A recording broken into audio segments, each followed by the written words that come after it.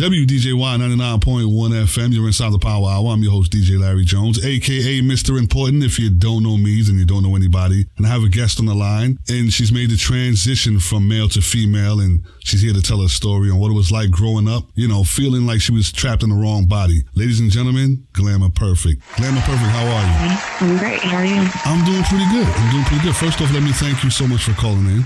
Mm-hmm. And, anytime. Tell me a little bit about yourself. What was it like growing up as a child for you? Well, growing up as a child for me was, I would say, pretty difficult. Feeling like I was trapped in the wrong body, and worrying about society and everyone and peers around you that felt like things should have been a certain way, but knowing that I felt another way. So it was basically, at a young age, living a double life, going to school or being around friends, acting a certain way, and, coming back home and acting another way. So, right. Yeah. Right. Now, where did you grow up? I grew up in Montgomery, Alabama.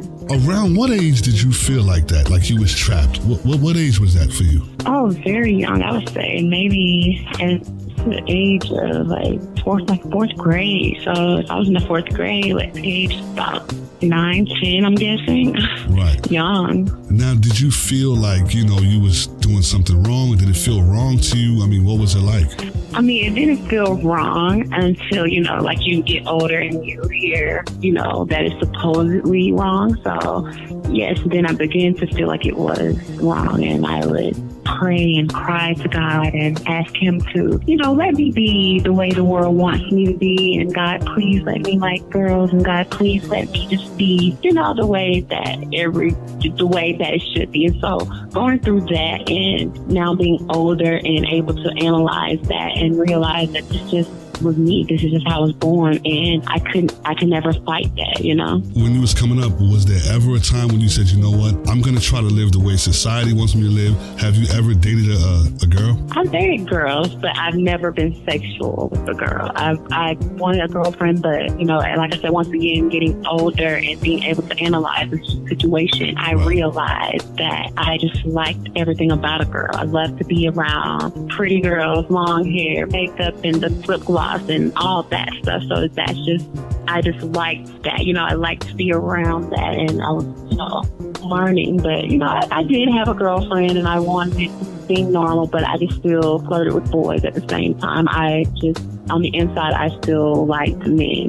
Now, I guess that would be kind of when you flirted with guys, how did they take it?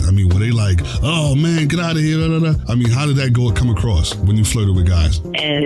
No, because I wouldn't say I really acted upon it as a young age. Like, maybe I would play with boys and, play hide and seek and all the little, sneaky stuff that kids do at that age. But other than that, being in school, they would probably, make their jokes and say something like, oh, you're gay, this and that. And I'll be like, sure is. Let me see that girl. Let me grab that or something, So I would play along with it. But other than that, I never really would say I acted on being sexual or nothing like that with the guy, because I didn't do anything till after high school. So now, what do you say to people who says, God doesn't make mistakes, you were born a male, you should stay a male? What do you say to people who have that kind of remark? Well, I would say to people that have that remark is that they're totally wrong, because honestly, I felt like that too. Like, I remember being, about 18, feeling like, and I would see drag queens and stuff like that, and I would be like, I would never do that, but there's a difference in like drag queens and transgender and all that. So what I would see is these tall, big,